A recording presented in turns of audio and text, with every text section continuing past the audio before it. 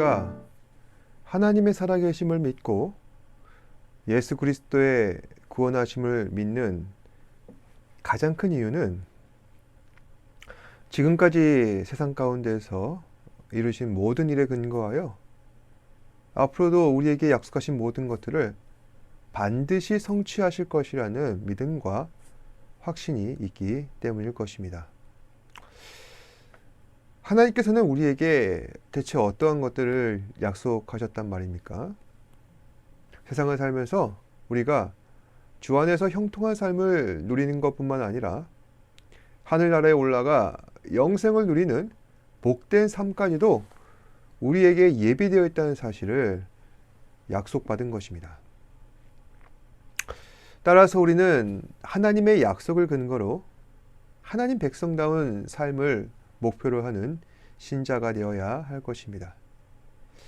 하나님의 백성다운 삶이란 세상에서도 우리가 살아갈 때 그 삶을 충실히 해야 하지만은 그보다는 하나님 나라에서의 삶에 더 큰 소망을 두는 그러한 삶을 살아가는 것을 말합니다.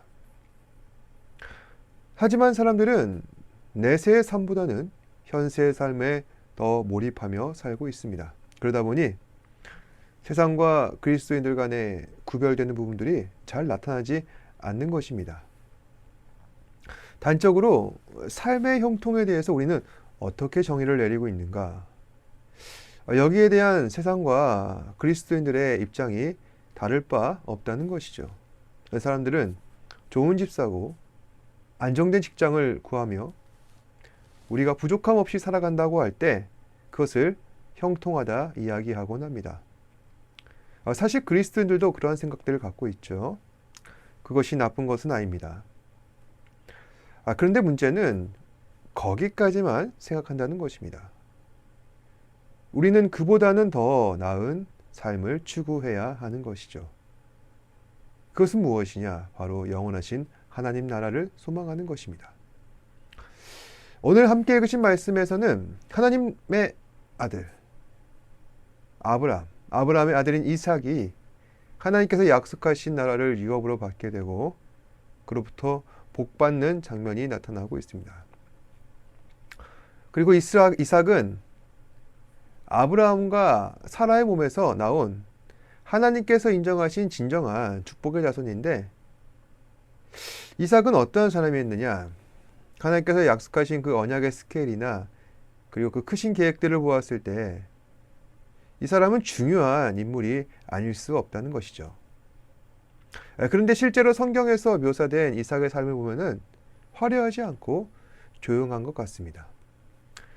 성경에 기록된 이삭의 인생은 크게 네 부분으로 나뉩니다. 첫 번째는 이삭의 탄생과 이스마엘과의 대립입니다. 이삭은 아브라함과 사라의 간절한 기도 끝에 극적으로 태어났습니다. 하지만 자라면서 집안에서 여종 하갈의 아들 이스마엘과 대립을 하게 됩니다.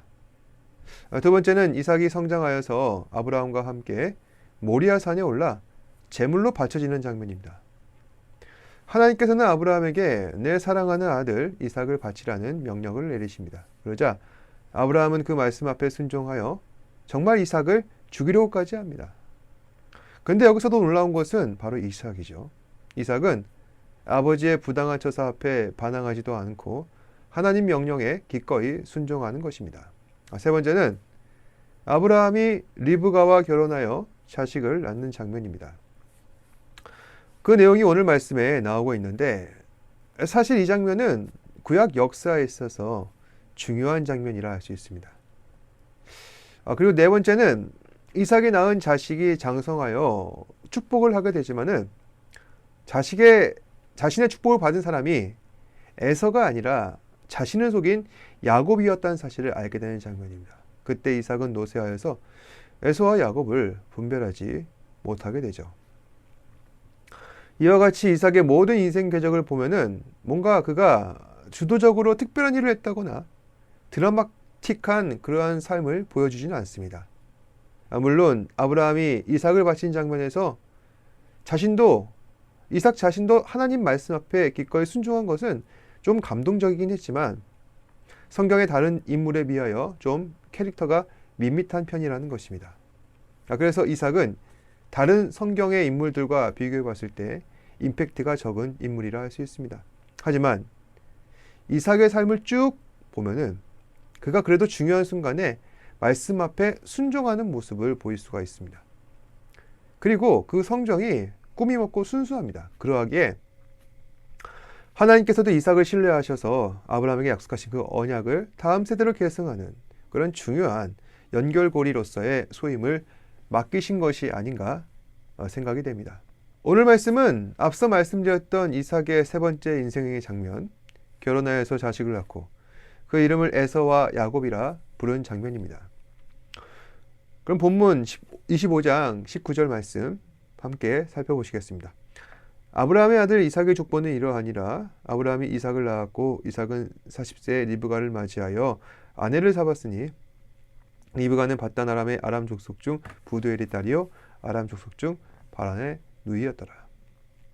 이 말씀해 보시면은 앞구절에 아브라함의 아들 이삭의 족보는 이러하다라며 말씀을 시작하고 있죠.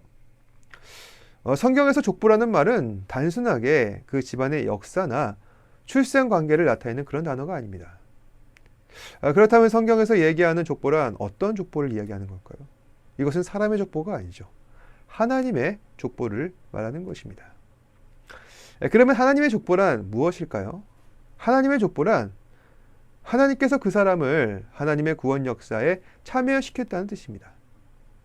이것은 곧 그 사람을 인하여서 주께서 약속하신 구원을 그 사람을 통하여 반드시 이뤄나가시겠다는 그런 뜻과 마찬가지라 할 수 있죠. 그래서 실제로 성경에 보면은 그런 목적으로 이 족보라는 말을 사용하는 경우가 자주 등장하고 있습니다. 예를 들어 창세기 6장 9절 보면은 이것이 노아의 족보니라. 노아는 의인이요 당대의 완전한 자라. 그는 하나님과 동행하였으며 이렇게 기록되어 있습니다. 이 말씀해 보시면은 노아가 구체적으로 누구의 아들이며 어떠한 집안 사람인지 설명하고 있지 않습니다. 다만 노아가 어떤 사람이었는 것만 이야기하고 있죠. 그러니까 노아는 의인이다. 완전한 자다. 하나님과 함께하는 사람이었다. 성경은 이것을 노아의 족보라 이야기하는 것입니다. 그러니까 노아는 하나님의 구원을 받은 자인데 의인이고 완전한 자로서 하나님과 함께하는 사람이었기에 그는 하나님의 구원 역사에 참여한 사람이다 라는 이야기를 성경은 하고 있는 것입니다. 그래서 이 해석을 따른다면 오늘 말씀 25장 19절에 아브라함의 아들 이삭의 족보는 이러하니라 라는 말은 그가 하나님의 구원 역사에 참여한 자다 라고 하는 이야기를 지금 이 창세기 저자는 우리에게 전하고 싶었던 것입니다. 그러면서 그 다음에 이어지는 구절은 무엇입니까? 바로 에서와 야곱의 이야기이죠. 사실 리브가와 이삭이 에서와 야곱을 낳게 된 과정은 순탄치가 않았습니다. 두 사람 역시 오랫동안 자식을 갖지 못하다가 하나님께서 겨우 태를 열어주셔서 그 자식들을 낳게 되었는데 이 같은 과정을 미뤄 보았을 때 하나님께서는 이삭에게도 자신의 아버지 아브라함과 같은 그 긴 기다림의 시간을 경험하게 함으로써 하나님을 더욱더 신뢰하고 의지하라는 메시지로 이삭에게 주었다는 것입니다. 그래서 리브가는 이제 아들 둘을 낳게 되었습니다. 근데 두 아이는 뱃속에서부터 싸움이 끊이지 않았죠. 리브가는 왜 이렇게 자신의 아이들이 서로 싸우는지 하나님 앞에 기도합니다. 그러자 하나님께서는 의미심장한 말씀을 하십니다. 두 국민이 내 태중에 있구나. 두 민족이 내 복중에서부터 나누이리라. 이 족속이 저 족속보다 강하겠고 큰 자가 어린 자를 섬기리라. 이 말씀은 곧 다가올 두 아이의 미래를 암시하는 것 같습니다. 실제로 형 에서와 동생 야곱은 장자의 명분과 축복으로 원수가 되어서 야곱은 도망치게 되고 에서는 그에게 분을 품다가 죽이겠다 합니다. 시간이 흘러서 두 사람은 결국 화해를 하였고 서로 각자의 삶을 영위하게 되는데 그로부터 더 먼 미래는 어떻게 되느냐? 하나님께서 리브가에게 하신 그 예언의 말씀대로 성취되는 것입니다. 그래서 에서는 에돔이 되고 야곱은 이스라엘이 되었죠. 이스라엘은 하나님의 인도하심을 받아 하나님을 섬기며 예배하는 제사장 나라가 되고 에돔은 그 수많은 이방 족속 중에 그저 그런 한 나라가 됩니다. 결국 이 두 형제의 후손들은 예언대로 각각의 위상이 달라지게 된 것입니다. 에돔은 제사장 나라인 이스라엘 앞에 엎드릴 수밖에 없는 위치에 놓이게 된 것이죠. 이처럼 하나님께서 리브가에게 하신 이 23절 말씀이 시사하는 바가 무엇일까요? 하나님께서 계획하시고 섭리하시는 대로 구원 역사는 이루어져 간다는 사실을 깨달아 알라는 것입니다. 그러니 구원 계획에 동참하기를 소망하는 자는 하나님 말씀 앞에 더욱더 순종해야 한다는 것이죠. 그 당시에 이삭은 이 의미를 깨달았어야 합니다. 그리고서 이후에 이삭은 다시 어려움에 봉착하게 됩니다. 자신이 살고 있는 땅에 흉년이 든 것이죠. 그때 이삭은 어떤 결정을 내리느냐? 하나님께 묻지도 아니하고 자기 마음대로 살고 있던 땅을 떠나게 됩니다. 그렇게 땅을 떠나서 어디를 가게 됐느냐? 바로 그랄이라고 하는 곳에 가서 블레셋 사람의 왕 아비멜렉에게 도와달라, 먹고 살 수 있게 해달라 손을 내밀게 된 것입니다. 그런데 아비멜렉은 이삭의 아내 리브가를 마음에 들어했던 것 같습니다. 이삭은 이것을 눈치를 챘고 그래서 아내 리브가에게 우리는 결혼한 게 아니야. 친남매다. 그러니 너는 나를 오빠라 불러라. 이렇게 얘기한 것입니다. 그런데 사실 이삭의 이 결정을 보면은 자신의 아버지 아브라함이 한 짓과 똑같다 할 수 있습니다. 아브라함도 살던 땅에 기근이 들어 다른 곳으로 옮겨 살았습니다. 그런데 그곳의 왕이 아브라함의 아내 사라를 마음에 들어 하는 것이죠. 아브라함은 그 왕이 사라로 인하여서 자신을 해치지 않을까 염려하였습니다. 그래서 사라에게 너는 나를 오빠라 불러라. 나중에 이삭과 아브라함 어떻게 됐을까요?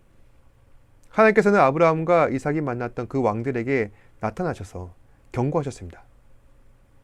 그러자 왕들은 깜짝 놀라서 사라와 리브가를 얼른 돌려보냅니다. 그냥 돌려보낸 것이 아니라 풍성한 곡식과 재물을 지어서 돌려보낸 것이죠. 하나님께서는 어찌하여 이러한 일들을 겪게 하신 것일까요?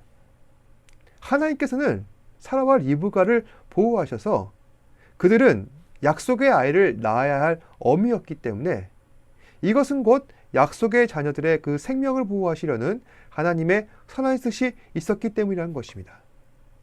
그리고 이 일로 인하여서 아브라함과 이삭이 깨닫게 된 교훈이 한 가지가 있죠. 내가 하나님께서 주신 땅을 결코 떠나서는 안 되는구나. 왜냐하면 하나님께서 주신 땅은 약속의 자손들에게 주신 하나님의 선물이요 축복이기 때문에 만약 그들이 그 땅을 떠나게 된다면 약속에서 멀어지고 끊어진다는 믿음이 그들에게 있었던 것입니다. 그래서 야곱도 이 교훈 때문에 자신의 12 아들들이 흉년으로 인하여 힘들어진 땅을 떠나 애굽으로 가자고 하는 그 제안 앞에 주저주저 하게 된 것입니다. 왜냐하면 그 땅이 하나님께서 주신 축복이라는 믿음이 있었기 때문입니다. 그럼 오늘 말씀은 우리에게 과연 어떠한 의미로 다가와야 할까요? 이 말씀이 대체 우리에게 어떠한 교훈이 됩니까? 그것은 먼저 하나님의 언약은 우리에게 무엇인가 하는 점입니다. 하나님의 언약은 무엇입니까? 우리의 생명입니다. 거기에 생명의 담보를 잡힌 것입니다. 만약에 그 약속에서 우리가 끊어지게 된다면 어떻게 되는 겁니까? 하나님으로부터 버림을 받게 됩니다. 그로 인하여서 우리는 생명을 잃게 되는 것이죠. 그 이야기를 담고 있는 것이 바로 성경에 기록된 창세기 내용이라 할 수 있는 것입니다. 창세기에서도 내 족장의 이야기라 할 수 있는 것이죠. 그럼 내 족장에서는 이 언약에 관련해서 어떻게 기록되어 있느냐? 하나님께서는 아브라함과 먼저 언약을 맺으셨습니다. 그 약속을 따라 후손들을 축복하셨고 만약 그 약속에서 끊어진 자가 있다면 버리시겠다 말씀을 하셨습니다.